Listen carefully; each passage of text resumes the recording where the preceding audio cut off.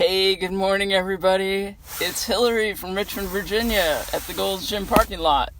So it is so cold here in Richmond for Richmond that school's opening 2 hours late, and thus my hat has changed. It is so cold my hat has changed. I wonder if anyone has an idea about what creature this is on my hat. I've never really figured it out. So if you have a guess, you can let me know about that. So the topic for today, open doors. I've mentioned that they're doing some renovation at the Gold's Gym. Last time I checked in with you, there was no path into the room. Well, now, not only is there a path, but there are no doors on the room. So the doors are open. They're actually gone. They're so open that they're gone. And today's inspiration is really kind of churchy sort of inspiration, but it can apply to a lot of things in life. But I'm warning you right now that I was very inspired about something I think about all the time now, which is, where are we, especially as the Episcopal Church right now, with being open? And one of the things in this little metaphor of today, the doors were they were more than open, they were gone, and yet the class was still happening, right? The class had its integrity, and yet people could see inside. People could see what we were doing. They could hear what we were doing better than if the doors had been shut. Now, I'm not saying that I want no doors on my spin classroom forever, but I think maybe some people probably saw what's going on in there, and maybe they thought, hey, I'll give it a try. So the same is true, I think, for the church.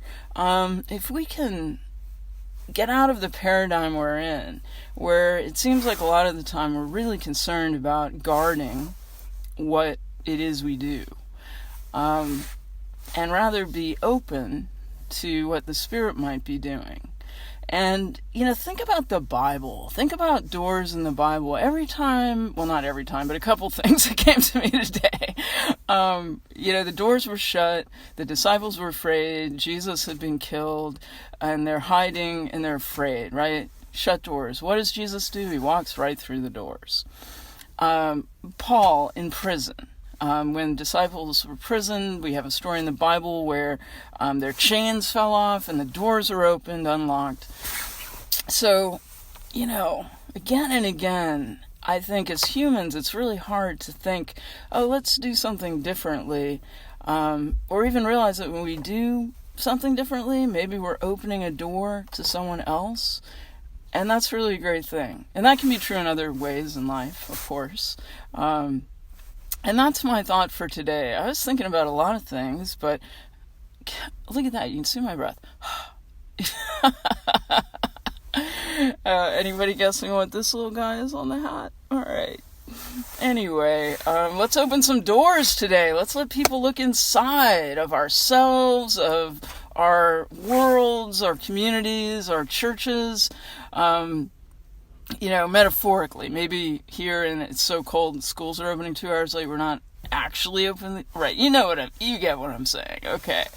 So let's have an open door attitude and be open ourselves to what might be inviting to others.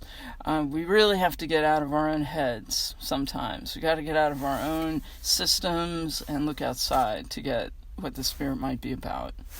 So have a great day. Keep warm if you're here in Richmond, or even more so in the polar vortex. Oh my gosh. A little aside. Hey Miranda, if you're watching this, my sister Miranda is living right in the middle of the polar vortex, right outside of Chicago. So I wish her a good day. I hope she can keep warm. I hope everybody who's really in that situation right now will be safe and warm. Be well, everyone. I'll catch you next week.